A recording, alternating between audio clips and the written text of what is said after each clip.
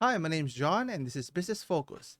In today's video, we'll be talking about how business models have shifted tremendously. Now, business models such as subscription-based business has become more popular and has been more lucrative for many businesses as well as industries. So, we'll take a look at some of the business that are using this subscription-based modeling here.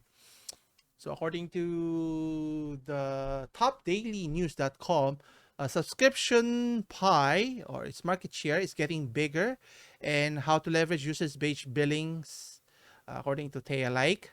So meaning subscription, meaning you pay a recurring fee for a service or product that you are interested in. And obviously, this all stem from tech-based companies capitalizing on their monopoly or dominance in a particular industry, and obviously this has generated them tens or hundreds of millions or billions of dollars for businesses, but at the cost, right? Obviously gives us limited options, and which used to give us flexibility. Once you pay for something like a car, then you own it. But if you buy a Tesla vehicle, if you want to use the full features that they have, you have to pay a service or a recurring fee if you want to use it, which is why would I own something that I paid full price already? And it has already spilled into other industries, not just in the likes of Microsoft's Office. You also have Adobe that offers a plethora of softwares for video editing, photo editing capabilities, monthly or yearly subscription. Then you also have, as mentioned in the automotive, you have car companies like Tesla offering service software features that you have to pay for a monthly fee. Then you also have the entertainment for movies and TV series. That's why you have the streaming giants like Netflix and Disney. That's why they entered the market to capitalize on their brand and catalog. Then other companies, network companies, Paramount, Amazon, Apple came into the streaming platform as well. And you can see it goes on and on and on here. And obviously, this is a tremendous boon for the companies, but obviously gives us very little option or preference in terms of what they're doing. Which, if you think about it, like the games itself, you could play the games, but in the case of Microsoft's Xbox, if you pay a monthly fee, you can play a catalog of all of their games, and that's the hook that they're trying to entice you, which is obviously they make a lot of money out of their subscription, knowing that they sell their consoles at a loss here, and same goes for Sony here, and capitalizing on their popularity using the hardware to sell their software, or in this case games, wherein they can capitalize and reach maximum revenue here. So let's see here. So it's interesting here. According to the subscription, fashion has been a powerful run because of the rise of Salesforce in the mid 2000s and shift by main firms such as Adobe, Microsoft, which normalized them, and obviously capitalizing on what they have, the products that they have, and very limited options, obviously, for photo editing and video editing outside of Adobe. You have, what does Mac user use? I forgot the software that they use. Anyway, and then for PC user, you only have uh, Adobe, and what's the other one? Let me see here.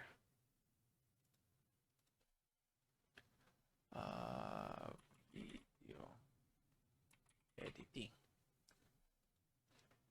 Okay, I lost my keyboard. Anyway, so going back, so you have Adobe, and what's the other company? I keep forgetting. Crap. Anyway, so they expect you to pay a service so that you can use the full service or the full features of their application, which is good. But there's also the additional cost you have to incur. It used to be when you pay for a software, you get the full features and you just pay for it one time here. Now obviously that's good for the consumer, but that's terribly bad for your business model, that you can only generate sale on that particular individual. And obviously if that individual continues to use that software, you want to capitalize on it, and as you can see, it has seeped into other industries to many companies here.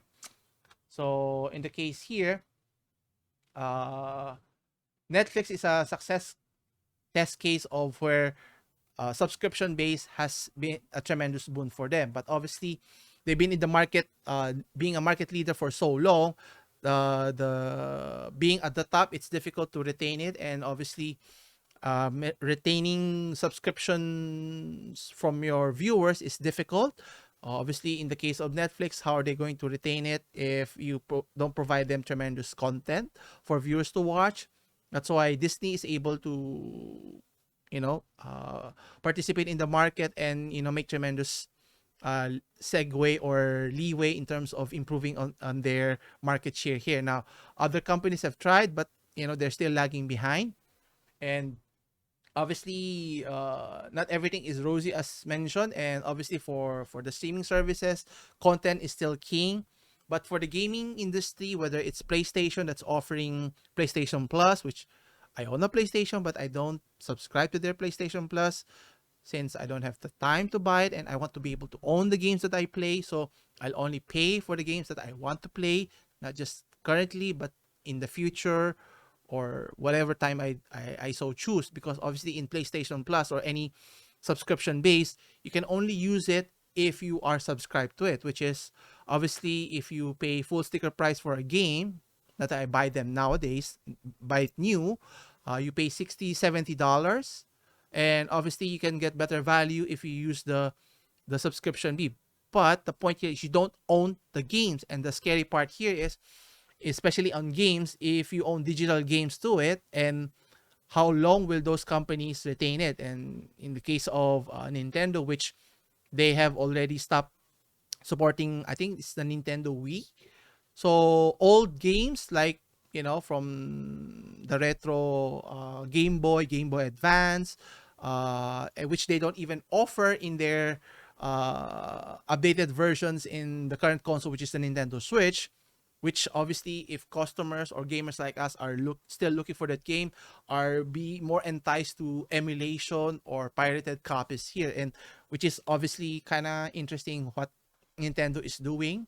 They want to stop piracy, but they don't offer the game. So people will always look for alternatives to be able to access those games. So there's always money to be made there, but Nintendo is not capitalizing it. You can always take a look at Microsoft here. Once you subscribe to their Game Pass, you can access the whole catalog, all of their old games, all the way to the present. And I think that's the best possible model here. That's why they can afford to buy up several companies like Bethesda, worth billions of dollars here, because knowing that they could recoup their investment in the long run here. Now, obviously, PlayStation is trying to follow suit. And another good example is Valve. They offer the Steam OS for PCs, and now they're entering into the hardware market by offering the Steam Deck, by offering a very low price for the product or for the device, but where they make their money is in the software itself. Again, by purchasing their games. Now, obviously, it's not a subscription base, but they entice you by offering easy access to the games, and you can own the games, which I think is tremendous, which I am subscribed to. And I own a few games on the Steam, and I think I own only one in Epic Games, the game Sifu, if you're familiar with.